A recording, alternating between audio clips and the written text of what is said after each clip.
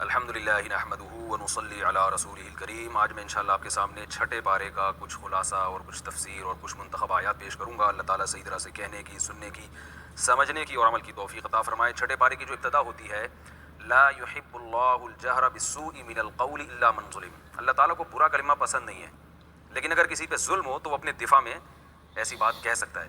تو دفاع کی اسلام نے اجازت دی ہے۔ عیسائی والا حساب نہیں ہے کہ ان کی کتابوں میں لکھا ہے کہ کوئی ایک تھپڑ مارو تو آپ اپنا دوسرا گال بھی آگے کر دیں۔ اہل کتاب یہ کہا کرتے تھے کہ ان تنزل علینا کتابا من السماء، کہ موسیٰ علیہ السلام تو کوہ طور پہ ڈائریکٹ تورات لے کے آ گئے تھے، تو اے نبی، اے محمد صلی اللہ علیہ وسلم، اگر یہ اللہ کی کتاب ہے تو آپ بھی جائیں کچھ لے کے آ جائیں، یہ تھوڑا تھوڑا کر کے نازل کیوں ہو رہا ہے؟ تو اللہ نے اس کا جواب دیا، دو جواب دیے۔ ایک تو ان یہود کے ان اعتراضات سے آپ پریشان نہ ہوا کریں۔ وجہ اس کی یہ ہے کہ یہ جب حضرت موسیٰ کتاب لے کر آئے تھے تو یہ کون سا ایمان لے آئے تھے؟ فقط سألوا موسیٰ اکبر من ذلک، جب گواہوں کے طور پر حضرت موسیٰ ان کو لے کر گئے، 70 آدمی ان کے گئے گواہ بن کے، تو انہوں نے تورات دیکھی اپنی آنکھوں سے، اس کے بعد بھی کیا کہنے لگے؟ ارین اللہ جہرتاً، اے موسیٰ ہم کو اللہ سامنے دکھا ہمارے۔ تو یہ جو آپ پر اعتراضات کر رہے ہیں نا کہ اگر آپ جائیں اور کتاب لے کر آ جائیں تو ہم ایمان لے آئیں گے، تو یہ لانے والے پھر بھی نہیں ہیں، کیونکہ یہ ایسے ہی ہے نا جیسے ہم کہتے ہیں بھائی تمہارا یہ مطالبہ ہے تو اس نے تو تمہارا مطالبہ پورا کر دیا تھا، اس کو تم نے کیا دیا اس کے بدلے میں؟ تو یہی بالکل سوال ہے کہ اگر یہ مطالبہ تمہارا واقعی درست ہے تو موسیٰ علیہ السلام کو تو تورات ملی تھی، تو وہاں جا کے تم نے اس سے آگے کا مطالبہ کر لیا تھا کہ اللہ بھی ہمیں نظر آئے جو باقاعدہ دے رہا ہو ان کو، تو پھر اس پر کیا ہوا تھا؟ اللہ کی طرف سے عذاب آیا تھا اور یہ ہلاک ہو گئے تھے۔ تو یہ تو جب کہ بعض لوگ کہتے ہیں حدیث حجت نہیں ہے، یہ جو منکرین حدیث ہے نا، غامدی صاحب بھی گڑبڑ بہت زیادہ کرتے ہیں۔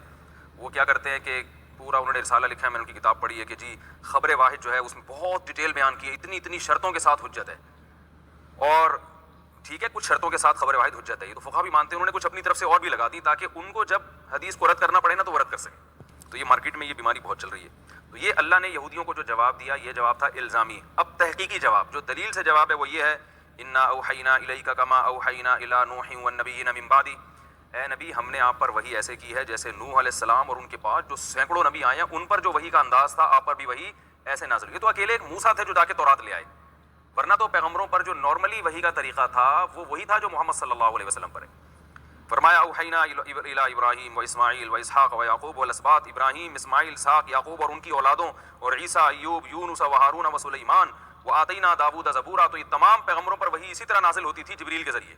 یہ تو ایک موسیٰ علیہ السلام تھے جن کو اللہ نے کلم اللہ موسیٰ تکلیما، براہ راست ہم کلام ہوئے۔ تو ان تمام پیغمبروں پر تم خود بھی ایمان رکھتے ہو، اور وہ تمہارے بھی ایمان کا، یہودی بھی مانتے ہیں نوح علیہ السلام کو، موسیٰ علیہ السلام سے پہلے جتنے پیغمبر گزرے سب کو یہودی مانتے ہیں۔ تو یہ نبی صلی اللہ علیہ وسلم کے بارے میں آ کے ہی آپ لوگ تھوڑا سا آگے ایک بہت اہم مضمون ہے، اہل یہود کی اللہ نے خصلت بیان کی، یہ الٹے سیدھے اعتراض کر کے آپ پر ایمان نہیں لاتے۔ تو اللہ فرماتے ہیں انہوں نے اپنے پیغمبر کا حشر کیا ہے۔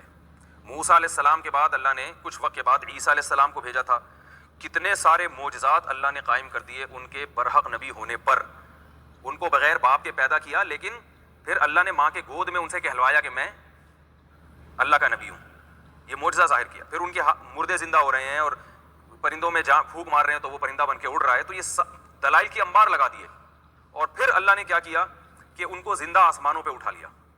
تو یہ خود کنفیوز تھے کہ ہم نے قتل کس کو کیا ہے۔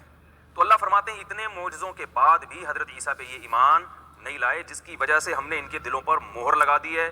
تو اب ظاہر ہے جب آپ دلائل کا انکار کرتے رہیں تو آپ میں ڈھیٹ پن پیدا ہو جاتا ہے، تو ڈھیٹ پن پیدا ہو گیا تو ابھی آپ پر ایمان لانے والے نہیں۔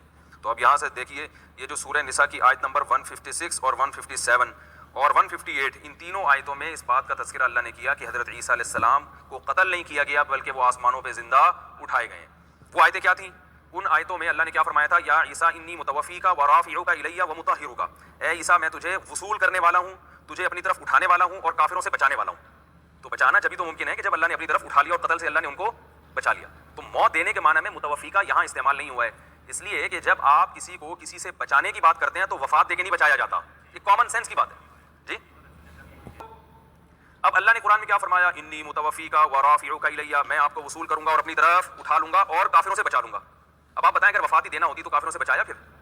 یعنی ایسا ہی ہو گیا جیسے ایک شخص میرے پاس آتا ہے پناہ لینے کے لیے، مفتی صاحب مجھے کافروں سے بچا لیں، مجھے قتل کرنا چاہتے ہیں۔ میں کہتا ہوں میں تمہیں بچاؤں گا، اور میں جو ہوں کیسے بچاؤں گا؟ بھائی میں آپ کو موت دے دوں گا۔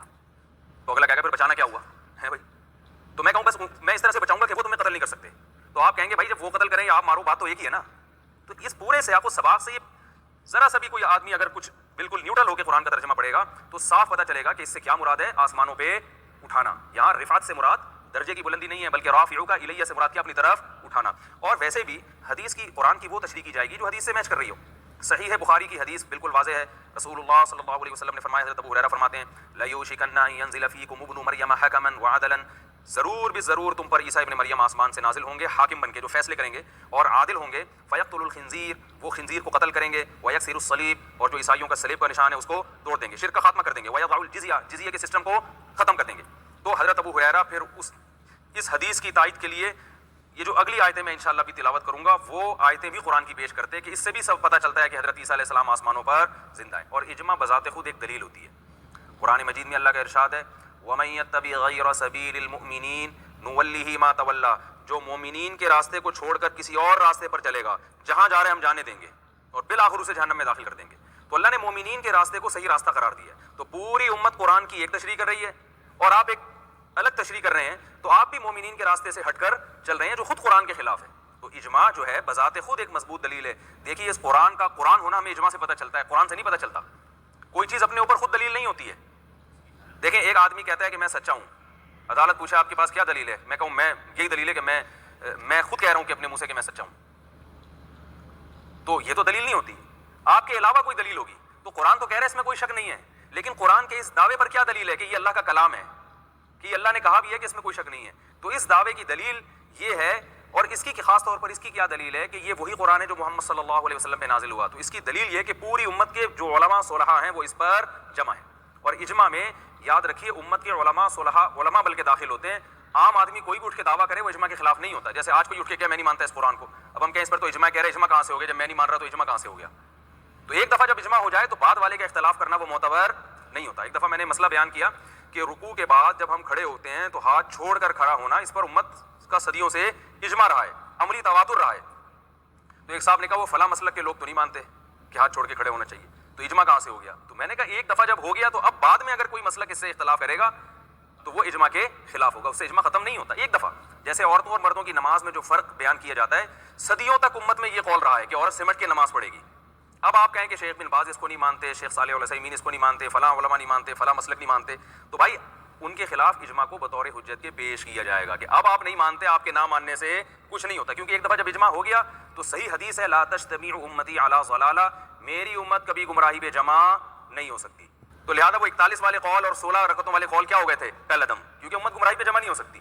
اور وہ جو موطا امام مالک کی حدیث پیش کی جاتی ہے نا, ایک صاحب نے موطا امام مالک دکھا کے حدیث پیش کی ہے کہ دیکھو موطا امام مالک میں حضرت عمر نے 8 رکعتیں شروع کرائی تھی. اس کا میں کئی بار جواب دے چکا ہوں, مگر اس کا میرے جواب کا جواب کوئی نہیں دے رہا.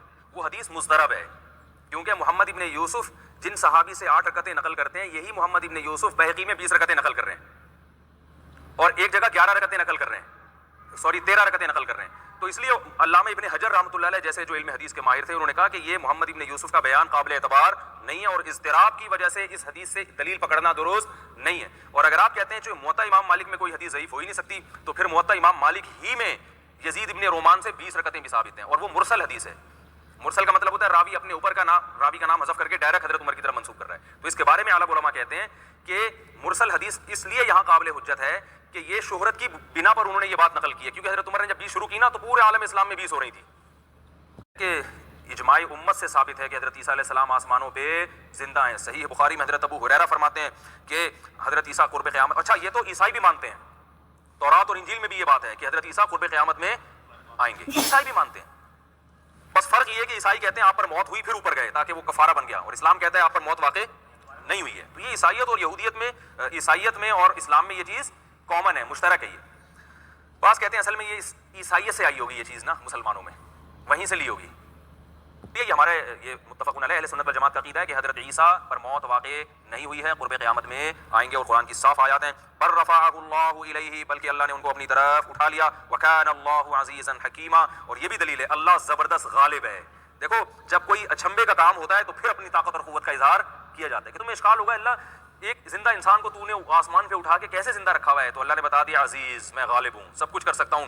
بہت سے 15ویں صدی کے پروفیسروں کو اشکال ہوگا کہ یار یہ کیسے پاسبل ہے کہ ایک زندہ انسان آسمانوں پہ جائے اور زندہ بھی رہے, تو اللہ فرماتے ہیں عزیز ہوں اور حکیم بھی ہوں. ایک اور سوال ہوگا کہ یہ سب کرنے کی اللہ تجھے ضرورت کیا تھی, نارملی جیسے سب جیتے ہیں مرتے ہیں اسی طرح ہوتا رہتا. تو اللہ نے اس کا بھی جواب دے دیا حکیم, حکمت والا ہوں, میرے کاموں میں بہت زیادہ حکمتیں ہوتی ہیں. بڑی حکمت علماء بیان کرتے ہیں کہ جب عیسیٰ علیہ السلام ہزاروں سال کے بعد زمین پہ نازل ہوں گے تو اس سائنس کو ایک بہت بڑا چیلنج ہوگا. بھائی وہی پیغمبر جن کے بارے میں ہم انجیل میں اور تورات میں پڑھا کرتے تھے کہ مردوں کو زندہ کریں گے اور پرندوں میں پھونک ماریں گے تو پرندہ بن کے اڑ جائے گا, آج اس کے معجزے اپنی آنکھوں سے دیکھنے کو مل رہے ہیں. تو یہ لوگ ایمان لے آئیں گے کہ یقیناً کوئی خدا ہے اور کوئی ایسی ذات ہے. جو ایتھیس ویتھیس ٹائپ کے لوگ ہیں یہ سارے مارکیٹ سے کیا ہو جائیں گے, شارٹ ہو جائیں گے. تو وہ دیکھ لیں گے بھائی یہ تو ہے حقیقت میں. اور یہودیوں کا کہ مذہب کا باطل ہونا بھی ثابت ہو جائے گا, ظالم ہونا بھی, کہ انہوں نے ایک اللہ کے پیغمبر کو قتل کرنے کی کوشش کی تھی. تو حضرت ابو ہریرہ نے جب یہ آیت پیش کی, بلکہ پہلے میں پوری حدیث کمپلیٹ کر لوں, فرمایا کہ عادل بن کے نازل ہوں گے اور وَيُفِيضُ الْمَالَ, اتنا مال زمین میں پھیلا دیں گے کہ ایک روایت میں آتا ہے کہ زکوٰۃ لینے والا کوئی باقی نہیں بچے گا, انصاف سے بھر دیں گے زمین کو. حضرت عیسیٰ علیہ السلام آپ صلی اللہ علیہ وسلم کے دین کی تکمیل کریں گے وہ. پھر حضرت ابو ہریرہ نے صحیح بخاری کی جس حدیث کو میں نے بھی پڑھا ہے, اسی حدیث میں آگے اس آیت کی تلاوت کی, تاکہ فرمایا کہ تم چاہو تو یہ آیت تلاوت کر لو تاکہ میرے دعوے کو کی تصدیق ہو جائے. پھر آیت کی تلاوت کی, فرمایا وَإِن مِّنْ أَهْلِ الْكِتَابِ إِلَّا لَيُؤْمِنَنَّ بِهِ قَبْلَ مَوْتِهِ, جتنے بھی اہل کتاب ہیں, یہ سورہ نساء کی آیت نمبر 154, جتنے بھی 159, جتنے بھی اہل کتاب ہیں وہ آپ کی موت سے پہلے ایمان لے آئیں گے. وَيَوْمَ الْقِيَامَةِ يَكُونُ عَلَيْهِمْ شَهِيدًا, اور پھر وہ ان پر گواہ بنیں گے قیامت کے دن. تو اس میں حضرت ابو ہریرہ کی رائے یہ ہے کہ اس سے مراد حضرت عیسیٰ کی موت ہے, کہ حضرت عیسیٰ کی موت سے پہلے تمام اہل کتاب آپ پر ایمان لے آئیں گے. تو حضرت ابو ہریرہ یہ بتانا چاہ رہے ہیں کہ اب تمام اہل کتاب ابھی مومن نہیں ہے. تو یہ اس کی علامت ہے کہ حضرت عیسیٰ کی موت واقع نہیں ہوئی ہے, کیونکہ جب حضرت عیسیٰ کی موت واقع ہوگی جب زمین پہ نازل ہونے کے بعد, تو روئے زمین پر جتنے اہل کتاب ہیں وہ مسلمان ہو چکے ہوں گے. سمجھ میں آ رہی ہے بات؟ اگرچہ اس آیت کی دوسری تفسیریں بھی ملتی ہیں ہمیں, لیکن حضرت ابو ہریرہ نے, دیکھیں اس آیت کی تو دو تفسیریں ہیں. بعض مفسرین کی رائے یہ, بعض صحابہ سے منقول ہے کہ ہر اہل کتاب اپنی موت سے پہلے حضرت عیسیٰ پہ ایمان لے آتا ہے. اس کو دکھا دیا جاتا ہے کہ حضرت عیسیٰ یعنی سچے نبی تھے اور اللہ کے بیٹے نہیں ہیں, اور یہودی بھی ایمان لے آتے ہیں مگر اس ایمان کا فائدہ نہیں ہوتا. تو ایک تفسیر یہ بھی کی گئی ہے. لیکن حضرت ابو ہریرہ جو اس کی تفسیر کر رہے ہیں بخاری کے مطابق, وہ تفسیر یہ بیان کر رہے ہیں کہ حضرت عیسیٰ کی موت سے پہلے تمام اہل کتاب ایمان لے آئیں گے. دونوں تفسیریں, کوئی ایک تفسیر کرے دوسری تفسیر کرے, لیکن عقیدہ سب کا یہی ہے کہ حضرت عیسیٰ آسمانوں پہ زندہ ہے. اللہ تعالیٰ ہمارے ایمان کی اور ہمارے عقیدوں کی حفاظت فرمائے. آگے اللہ نے یہود کے جو ہے نا شناعتیں بیان کی. اخذہم الربا, یہ سود خور تھے, سود کھایا کرتے تھے. اس سے پتہ چلتا ہے کہ سود کھانا اسلام میں بہت بری چیز ہے. اور اللہ نے یہ بھی فرمایا اہل الکتاب لا تغلوا فی دینکم, دین میں غلو اور زیادتی مت کرو. اور پھر یہ بھی بتایا کہ عیسیٰ ابن مریم تو خود یہ چاہتے تھے کہ لوگ مجھے اللہ کا بندہ کہیں, وہ اس سے خوش نہیں ہے کہ تم نے ان کو اللہ کا بیٹا بنا لیا. اس کے بعد سورہ مائدہ ہے. اللہ نے سورہ مائدہ میں فرمایا تعاونوا علی البر والتقوی, نیکی کے کاموں میں ایک دوسرے کے ساتھ تعاون کرو. اور اللہ نے اس میں یہ بھی فرمایا کہ کون کون سے جانور حرام ہے, مردار حرام ہے اور خون حرام ہے. اچھا یہاں بھی میں تھوڑی سی اس آیت کی فقہی تفسیر بیان کروں. قرآن یہ کہتا ہے حرمت علیکم المیتۃ, مردار کیا ہے, حرام ہے. اس آیت کی روشنی میں سمندر کا مردار ہو یا خشکی کا, سب کیا ہو گئے, حرام ہو گئے. مچھلی بھی اس میں داخل ہو گئی. حدیث میں آتا ہے احلت لنا میتتان, اور اس حدیث کو امت میں ترقی بالقبول حاصل ہے کہ آپ نے فرمایا دو مردار میرے لیے ہمارے لیے حلال قرار دیے, السمک والجراد, مچھلی اور ٹڈی. تو اس سے پتہ چلتا ہے باقی تمام مردار اپنی اصل پہ ہیں, وہ ناجائز ہیں. تو یہ جو بعض متجددین حنفیہ پہ بہت سخت رد کرتے ہیں کہ یہ لوگ جھینگے کو صحیح نہیں سمجھتے, کیکڑے کو صحیح نہیں سمجھتے, ٹھیک ہے ہم مانتے ہیں اختلافی مسئلہ ہے, بہت سے ائمہ اس کے جواز کے قائل ہیں, لیکن اختلافی مسائل میں اعتدال کی راہ اختیار کرنا ضروری ہے. لوگ آگے چلتے ہیں, آج بیان تھوڑا لمبا ہو گیا لیکن یہ حمایتیں تھیں. اسی میں ایک اور مسئلہ بیان کیا جا رہا ہے. فرمایا وما احل لغیر اللہ بہ والمنخنقۃ والموقوذۃ والمتردیۃ والنطیحۃ, یہ خوب اچھی طرح سمجھیں, حرام چیزوں کا تذکرہ چل رہا ہے. اس میں اللہ نے فرمایا وہ جانور جو گلا گھونٹ کے مار دیے جائے وہ بھی تمہارے لیے کیا ہے, حرام ہے. اس میں کوئی تفصیل نہیں ہے کہ اللہ کا نام لیا جائے یا نہ لیا جائے. تو گلا جانور کا گھونٹ کے مارا 100 دفعہ بھی اللہ کا نام لیں گے پھر بھی جانور کیا ہو جائے گا, بولو نا بھائی, حرام. اس پہ پوری امت کا اتفاق ہے. آگے فرمایا والموقوذۃ, جو پتھر لگنے سے ہلاک ہوتا ہے جانور, وہ بھی کیا ہے تمہارے لیے, حرام ہے. نہیں, آپ نے جانور کو زور سے پتھر کھینچ کے مارا, ڈنڈا کھینچ کے مارا, کوئی بھی ایسی چیز جس میں دھار نہ ہو. تیر کا شکار حلال ہے, چاقو کا شکار حلال ہے, اس پر پوری امت کا اجماع ہے. تو جو چوٹ کی طاقت سے مرے گا وہ بھی کیا ہے, بولو بھائی, حلال ہے. اس میں اللہ نے یہ نہیں بیان کیا کہ اس سے خون نکلے یا نہ نکلے.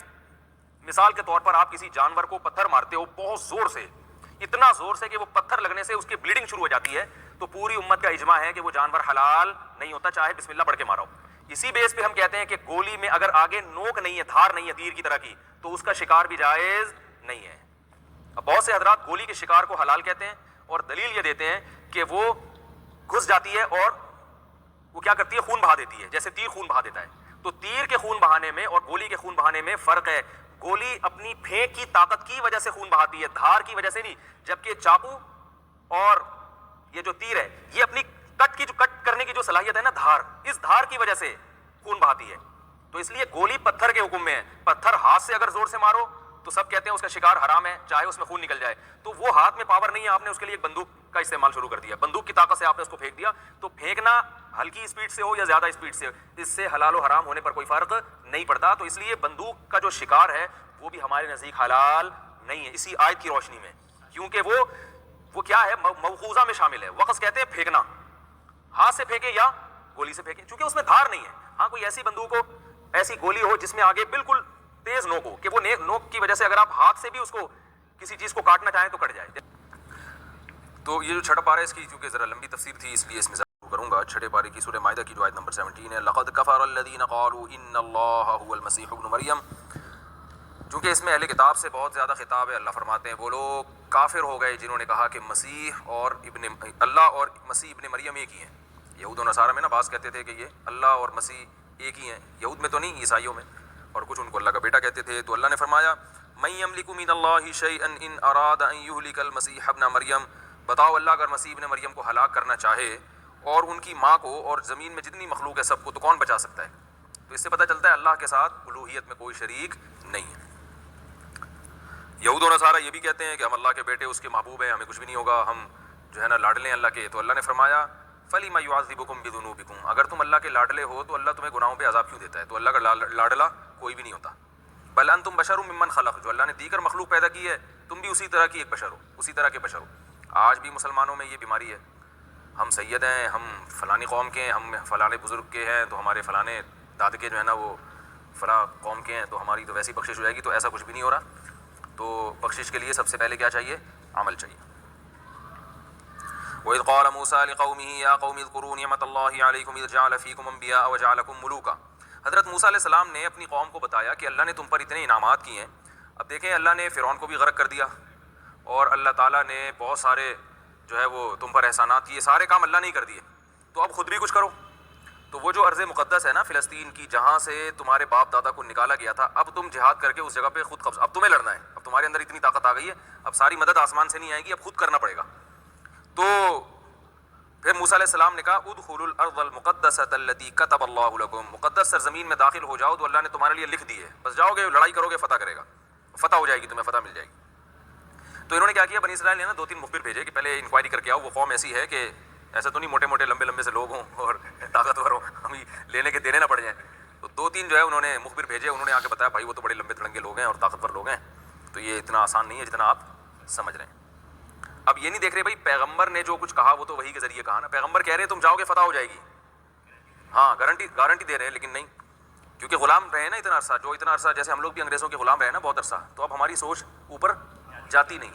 ہر بری چیز بھی گوروں کی لے رہے ہیں، ہم یہ سمجھتے ہیں وہ برے ہو کے بھی ہم سے اچھے، بہت سی چیزوں میں برے ہو کے بھی ہم سے اچھے ہیں. تو بس ایک جب انسان غلام بنتا ہے تو بس غلام کی پھر اپنی وہ نہیں ہوتی. اب دیکھو میں لوگوں سے کہتا ہوں اردو کتنی خوبصورت زبان ہے، اور دنیا کی بہت بڑی زبانوں میں سے ایک زبان ہے یہ. کیونکہ بنی اسرائیل بہت عرصے سے غلام رہے تھے، غلامانہ سوچ کی وجہ سے اب ان میں حکومت کرنے کا جذبہ کہ ہمارے پاس گورنمنٹ ہمارے ہاتھ میں ہونی چاہیے، ہم دنیا میں پالیسیاں بنائیں، نہ اب یہ سوچ ہی ختم ہو گئی. ان کو وہی جو ہے نا بس وہ یسر اور جیسر والا، جیسے میں کہتا ہوں جو آدمی ملازمت کرتا ہے نا ساری زندگی، تو بیچارہ یسر نوسر میں ہی لگا رہتا ہے، نوسر بھی نہیں جو یسر میں ہی لگا رہتا ہے وہ. اس لیے اسلام نے بزنس کو پسند کیا ہے، تجارت کو پسند کیا ہے کہ تجارت کرو اور تجارت کو فوکس کرو. ملازمت مجبوری میں ہے، اصل اسلام کا حکم کیا ہے؟ تجارت. اس کی فضیلت پر میرے مستقل بیانات ہیں، اور IBI یونیورسٹی میں میں نے ایک بیان کیا تھا. ہاں میں نے ان کو بتایا کہ بزنس، اور میں نے ان کو یہ بھی بتایا کہ بزنس پڑھنے سے کبھی بزنس نہیں آتا. جتنے لوگ بزنس پڑھتے ہیں وہ بزنس کے علاوہ دنیا کا ہر کام کر لیتے ہیں، ٹھیک ہے نا. بزنس کرنے سے آتا ہے، پڑھنے سے نہیں. یہ آلو پیاز ٹماٹر والے جو ہیں یہ کیا بزنس پڑھا ہوا ہے انہوں نے؟ اور آپ دیکھو پیاز ٹماٹر والوں کو میں نے کروڑ پتی دیکھا ہے، وہ ٹماٹر بیچ کے ارب پتی بن جاتے ہیں. ظاہر اللہ کا انعام تھا تو نیک لوگوں میں تھے. انہوں نے کہا ادخلوا علیہم الباب، جاؤ شہر کے دروازے میں داخل ہو. یہ کتنے مبارک لوگ تھے، ان کو خود بھی پتہ نہیں تھا کہ ہمارا ذکر اللہ اپنی آخری کتاب میں کرے گا. ان کو خود بھی معلوم نہیں تھا. تو پتہ چلا قوم جب ایک طرف جا رہی ہو پھر حق بات کہنا اللہ کی نظر میں اس کی بہت فضیلت ہے. انہوں نے کہا فَإِذَا دَخَلْتُمُوهُ، تم جب اس دروازے میں داخل ہو جاؤ گے فَإِنَّكُمْ غَالِبُونَ، تم غالب آ جاؤ گے. اللہ جب وعدہ کر رہا ہے وَعَلَى اللَّهِ فَتَوَكَّلُوا إِن كُنتُم مُؤْمِنِينَ، اللہ پہ اعتماد کرو اگر تم مومن ہو. قالوا یا موسیٰ، یہ تقریر سن کے بھی وہ کہنے لگے اے موسیٰ اِنَّا لَن نَدْخُلَهَا أَبَدًا، ہم ہرگز نہیں جائیں گے وہاں پہ، ما داموا فیہا، جب تک وہ مستنڈے وہاں موجود. یہ مسند یعنی لکھا ہوا میں کہہ رہا ہوں کہ وہ اتنے لمبے ترنگے تھے, جب تک وہ وہاں موجود ہیں ہم وہاں داخل نہیں ہوں گے. فاذهب انت وربک, آپ جائیں آپ کا رب جائیں, فقاتلا, دونوں مل کے لڑیں. کیسے نالائق, دیکھو پیغمبروں کو کیسا ستا رہے ہیں اپنے. اور اللہ موسیٰ علیہ السلام کا ظرف تھا, فقاتلا, آپ دونوں لڑیں, انا ہنا قاعدون, ہم یہیں بیٹھے ہوئے ہیں. موسیٰ علیہ السلام نے کہا اب تو حد ہو گئی, بچڑے کو انہوں نے معبود بنا لیا, میں تورات لینے گیا ہوں تو پیچھے بچڑے کی عبادت شروع کر دی, اور گائے ذبح کرنے کا کہہ رہا ہوں تو اس میں لیت و لال سے کام لے رہے ہیں, ہر چیز میں یہ جو ہے نا مسائل کھڑے کرتے ہیں. تو اب تو بس انتہا ہو گئی. اب موسیٰ علیہ السلام نے ایک قسم کی گویا بددعائی کی ان کے لیے, ربی انی لا املک الا نفسی واخی, اللہ میں اپنا اور اپنے بھائی کا مالک ہوں, ہم دونوں تیرے حکم کی نافرمانی کریں تو ہم سے پوچھ, یہ قوم جو ہے نا لائق میں اس کے عمل کا مکلف نہیں ہوں. ففرق بیننا وبین القوم الفاسقین, میرے اور اس قوم کو ایک دوسرے سے جدا کر دے, مجھے یہ قوم ہی نہیں چاہیے. وہی ہوا, اللہ نے فرمایا فإنها محرمۃ علیہم 40 سنۃ, اللہ نے ارادہ کر لیا میں موسیٰ علیہ السلام کو موت دے دیتا ہوں, موسیٰ علیہ السلام کو وفات دیتا ہوں, ان کے بھائی ہارون کو بھی, اور ان کو سزا یہ ملے گی انہا محرمۃ علیہم 40 سنۃ, 40 سال تک اب یہ اس مقدس سرزمین میں داخل نہیں ہو سکتے, اور 40 سال اسی میدان میں ہی پڑے رہیں گے, اور یہیں شہر ان کو نصیب نہیں ہوگا. یہ مقدس زمین بیت المقدس فلسطین, اصل میں یعقوب علیہ السلام وہاں سے ہجرت کر کے مصر گئے تھے نا, تو بنی اسرائیل کو لے گئے تھے. یوسف علیہ السلام کی جب بادشاہت ہوئی تو یہ وہیں رہ گئے تھے. پھر یوسف علیہ السلام کی بادشاہت ختم ہوئی تو ظالم بادشاہوں نے کی حکومت آ گئی, اور ہوتے ہوتے بالآخر فرعون کی حکومت آ گئی. تو اب اللہ کہہ رہے ہیں واپس زمین میں جاؤ. فرمایا یتیہون فی الارض, یہ زمین میں اسی طرح حیران گھومتے رہیں گے. فلا تأس علی القوم الفاسقین, فاسق قوم پر آپ اب افسوس نہ کریں. تو اسی بس میدان میں حضرت موسیٰ علیہ السلام کا انتقال ہوا, حضرت ہارون کا بھی, اور پھر اللہ نے ایک نئے نبی بھیجے. پھر ان نئے نبی کی قیادت میں انہوں نے دوبارہ بیت المقدس پہ حملہ کیا 40 سال کے بعد. لیکن اب ان کو خیال ہوا بھائی اگر ابھی ہم نے انکار کیا تو 48 سال مزید اس میں پڑے رہیں گے. اللہ نے آدم علیہ السلام کے 2 بیٹوں کا بھی یہاں بڑا دلچسپ واقعہ بیان کیا. وَاتْلُ عَلَيْهِمْ نَبَأَ بَنِي آدَمَ بِالْحَقِّ, فرمایا آدم کے 2 بیٹوں کا بھی تذکرہ کیجیے حق کے ساتھ, ٹھیک طور پر. آدم علیہ السلام کے بہت سارے بیٹے تھے, ان میں ایک بیٹے کا نام قابیل اور ایک کا نام حابیل. قابیل قاتل تھا, قاف لگا ہوا ہے نا, اس سے یاد رہے گا, ورنہ یاد نہیں رہتا قتل حابیل نے کیا تھا کہ قابیل. تو اللہ فرماتے ہیں اذ قربا قربانا فتقبل من احدهما ولم يتقبل من الاخر, دونوں نے قربانی پیش کی, ایک کی قربانی قبول ہو گئی دوسرے کی رد ہو گئی. پہلے زمانے میں یہ طریقہ تھا جس کے جانور کی قربانی اللہ قبول کرتے تھے, آسمان سے آگ آ کے اس کو کھا کے ختم کر دیتی تھی. یہ پہلے ہوا کرتا تھا, یہ اللہ کی ایک نشانی تھی. تو مفسرین نے واقعہ بیان کیا ہے کہ دونوں نکاح کرنا چاہتے تھے. حابیل کی جہاں شادی ہو رہی تھی وہ لڑکی تھی بہت زیادہ خوبصورت, قابیل اس پہ عاشق تھا, تو قابیل نے اس لڑکی کی لالچ میں اپنے سگے بھائی حابیل کو قتل کر دیا. اسی لیے علماء نے کہا ہے کہ یہ جو قرآن میں آتا ہے نا زُيِّنَ لِلنَّاسِ حُبُّ الشَّهَوَاتِ مِنَ النِّسَاءِ, سورہ آل عمران میں, کہ ہم نے انسانوں کے لیے سب سے محبوب چیز عورت کو بنایا ہے. والبنین, اس کے بعد اولاد کو, پھر والقناطیر المقنطرہ, اس کے بعد دولت کو. تو سب سے زیادہ جو فتنے کی بھی چیز ہے نا, کیونکہ انسان کی طبیعت سب سے زیادہ کس کی طرف مائل ہوتی ہے, عورت کی طرف.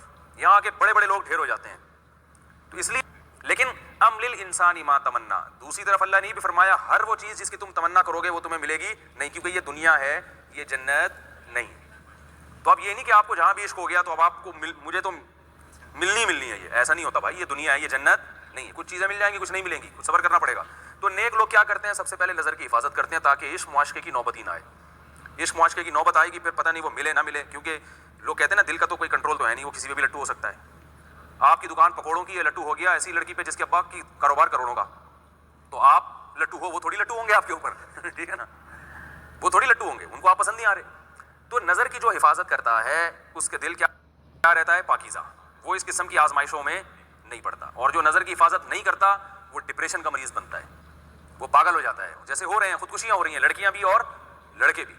تو عورت بہت بڑا فتنہ ہے. نبی صلی اللہ علیہ وسلم فرمایا, صحیح بخاری کی حدیث ہے, ما ترکت بعدی فتنۃ اضر علی الرجال من النساء, میں نے اپنے بعد مردوں کے لیے عورت سے بڑا کوئی فتنہ نہیں چھوڑا ہے. یہاں کے بڑے بڑے لوگ پھسل جاتے ہیں. تو عافیت میں وہی رہتا ہے جو ریزرو رہ کے زندگی گزارے. اللہ تعالیٰ نے فرمایا کہ اس نے کیا کہا, قابیل نے حابیل کو کہا لأقتلنک, میں تجھے مار دوں گا. قال انما يتقبل اللہ من المتقین, حابیل نے کہا بھائی دیکھو اللہ عبادت قبول کرتے ہیں متقین کی, جس کی نیت اچھی ہو تو اس کی قبول کرتے ہیں. تو اللہ نے قبول کر لی. لئن بسطت الی یدک لتقتلنی, اگر تو مجھے قتل کرنے کے لیے اپنا ہاتھ میری طرف پھیلائے گا, ما انا بباسط یدی الیک لاقتلک, میں تجھے قتل کرنے کی جرات نہیں کر سکتا, تو میرا بھائی ہے, میں رشتہ داری جوڑوں گا, میں یہ ظلم نہیں کروں گا. انی اخاف اللہ رب العالمین, میں اللہ جو رب العالمین ہے اس سے ڈرتا ہوں. دیکھو ایک ہی باپ ہے, پیغمبر ہیں, انہی کے بیٹے ہیں, ایک اتنا نیک اور ایک اتنا بد. تو یہ اللہ کی قدرت ہے. ایک ہی گھر میں ہم دیکھتے ہیں ایک بھائی نمازی پرہیزگار ابا اماں کی اطاعت کرنے والا, دوسرا چھٹے لگا رہا ہے جا کے, ٹھیک ہے نا. تو ہدایت اللہ کے ہاتھ میں.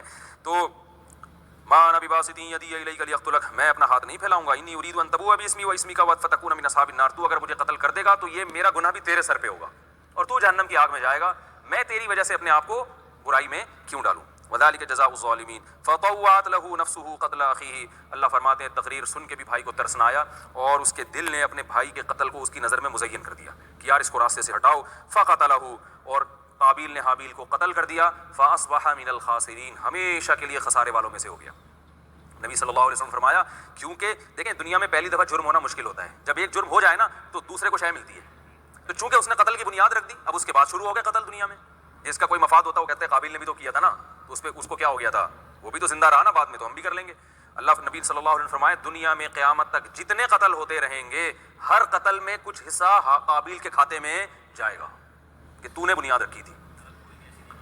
کوئی بھی نئی برائی ہو جو آپ نے معاشرے میں اس لوگوں کو ڈالا تو اب قیامت تک آپ کا کھاتا کھل گیا، اور نیکی کا بھی یہی ہے، کوئی بھی آپ نے نیکی کی تو قیامت تک آپ کا کھاتا کھل گیا نیکی۔ فبعث اللہ غرابا یبحث فی الارض لیریہ کیف یواری سوءۃ اخیہ، کیونکہ اس سے پہلے زمین پر کوئی موت ہوئی نہیں تھی، اب پریشان تھا اس کی لاش کا میں کیا کروں، تو اللہ نے کوے کو بھیجا، وہ کیا کر رہا تھا زمین کھود کے اپنے دوسرے کوے کو زمین میں چھپا رہا تھا، اس نے کہا ہائے یہ کوہ مجھ سے زیادہ عقل مند نکلا تو میں بھی یہ کرتا ہوں، تو اس نے کیا کیا، اس کو بھی دفن کر دیا اپنے۔ اللہ فرماتے ہیں من اجل ذالک، اس کے جو فساد جو رونما ہوئے نا معاشرے میں بھائی کے بھائی کو قتل کرنے کے، کتبنا علی بنی اسرائیل، ہم نے قانون لکھ دیا بنی اسرائیل پر، من قتل نفسا بغیر نفس او فساد فی الارض، کسی نے کسی انسان کو قتل کیا ناحق، یعنی قاتل کو قتل کیا پھر تو ٹھیک ہے، جس نے کسی کو پہلے سے قتل کیا اور بدلے میں کیا تو ٹھیک ہے، لیکن ناحق کسی نے قتل کیا تو پھر اللہ فرماتے ہیں فکأنما قتل الناس جميعا، اللہ کو ایسا غضب آئے گا کہ جیسے اس نے تمام انسانوں کو قتل کر دیا، ایک انسان کا قتل کرنا انسانیت کے قتل کے برابر، ومن احیاها، اور ایک انسان کو زندگی دینا فکأنما احیا الناس جميعا، گویا سارے انسانوں کو اس نے زندگی دی، تو اللہ کی نظر میں یہ عمل اتنا مبارک ہے۔ آج کل کورونا وائرس میں ہمارے ڈاکٹر حضرات اپنی جان ہتھیلی پر رکھ کر لڑ رہے ہیں اور مریضوں کی زندگی بچا رہے ہیں، ڈاکٹر اپنی نیت درست کر لے اور اللہ کی رضا اس کے سامنے ہو تو من احیاها فکأنما احیا الناس جميعا۔ اللہ نے ان آیات میں ڈاکوؤں کی سزا بھی بیان کی ہے کہ جو زمین میں فساد مچاتے ہیں، تمام مفسرین کے نزدیک اس سے مراد ڈاکو لوگ ہیں، تو ان کی سزا ہے یقتلوا او یصلبوا، ان کو قتل کیا جائے، ان کو سولی پہ لٹکایا جائے، ان کے دائیں ہاتھ اور بایاں پاؤں کاٹا جائے۔ سب سے سخت ترین سزا زنا کے بعد اسلام میں جو شادی شدہ مرد اگر زنا کرتا ہے نا یا عورت تو اس کی سزا تو پتھروں سے مار کے ہلاک، اس کے بعد سب سے سخت سزا اسلام میں ڈاکو کی ہے، سب سے زیادہ سخت سزا ہے شادی شدہ مرد یا عورت زنا کرے، اس کے بعد سب سے سخت سزا ہے ڈکیتی کی، کہ جو دن دہاڑے یا کھلے عام اسلحہ لے کے لوگوں کو لوٹتے ہیں تو اس کے بارے میں حکم یہ ہے کہ ان کو چوک پہ لٹکا دو، ہاتھ اور پاؤں کاٹ کے، اور سولی پہ بھی لٹکا دو ان کو، سولی کا مطلب ان کے سینے پہ خنجر مار کے گھمایا جائے گا، یعنی اذیت ناک موت ان کو دی جائے گی۔ یہ ہمارے ملک میں سزا نافذ ہو جائے تو آپ کو پتہ ہے کہ سزا نافذ کرنے والے سب سے پہلے یعنی یہ ڈر ہوتا ہے کہ وہی نہ کہیں لٹکے ہوئے ہوں، اس لیے نہ چور کا ہاتھ کاٹنے کا قانون نافذ ہوتا ہے اور نہ ڈاکوؤں کی سزا ہوتی ہے، تو اس لیے معاملہ ایسے ہی چل رہا ہے، سارے ایسے نہیں ہوتے، اچھے لوگ بھی ہوتے ہیں۔ بہرحال والسارق، کوئی سیاستدان کا فون نہ آ جائے نا کہ آپ نے مجھے کہا تو میں کہہ دوں گا بھائی میں نے کہا ہے کہ کچھ اچھے بھی ہوتے ہیں تو آپ ان اچھوں میں داخل ہیں۔